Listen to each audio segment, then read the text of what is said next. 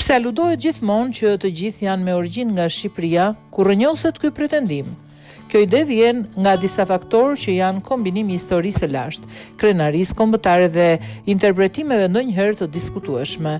Trashëgimia e lashtë i lirë. Shqiptarët konsiderohen pasardhësit më të drejtë për drejtë i lirëve, një popull indo-europian që banonte në Ballkan që përpara Romës. Disa historianë, sidomos shqiptar, pretendojnë se ilirët ishin populli më i gjerë në Ballkan dhe se shumë kombet sotme ballkanike kanë element ilir në gjenezën e tyre.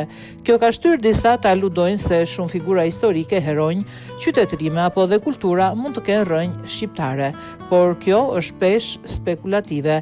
Figurat mëdha historike që shqiptarizohen, për shembull, Aleksandri i Madh, disa e lidhin me ilirët përmes nënës së tij, Olimpia. Skënderbeu përdoret shpesh si simboli i përkatësisë europiane të shqiptarëve.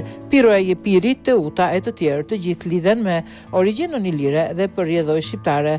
Kjo krijon një tendencë të romantizuar historike për të zgjatur kufijtë e ndikimit shqiptar.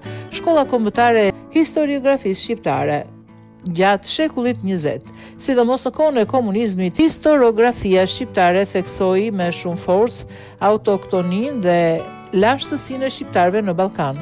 U synua të forcohej identiteti kombëtar, shpesh duke egzageruar ose interpretuar në mënyrë nacionaliste disa fakte. Diaspora e vjetër dhe emigracioni historik. Gjatë perandorisë osmane ose edhe më herët, shqiptarët kanë emigruar dhe kanë patur ndikim në vende si Egjipt, Itali, Turqi, Greqi e të tjerë. Kjo është përdorur për të mbështetur idenë se shqiptarët kanë qenë të pranishëm dhe të rëndësishëm në shumë vende, ndonjëherë duke u thënë se janë me origjinë shqiptare. Narrativa nacionaliste apo krenarie e tepruar. Në rrjetet sociale, media popullore apo bisedat përditshme, kjo ide shpesh përdoret si formë krenarie. Ky është shqiptar, ky është i Zoti, i zgjuar, luftëtar, buri fjalës e të tjerë, por shpesh kalon në teprime, ku edhe figura që nuk kanë lidhje me Shqipërinë shqiptarizohen me zor. A është e gjitha vërtet?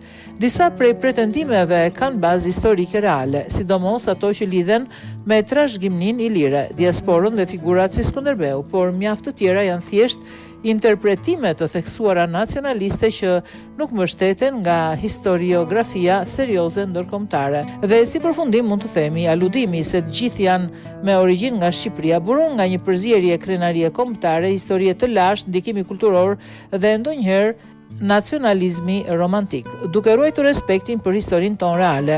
Është e rëndësishme të dallojmë faktin nga propaganda dhe të jemi krenar për atë që jemi, pa patur nevojë ta zmadhojmë historinë tonë.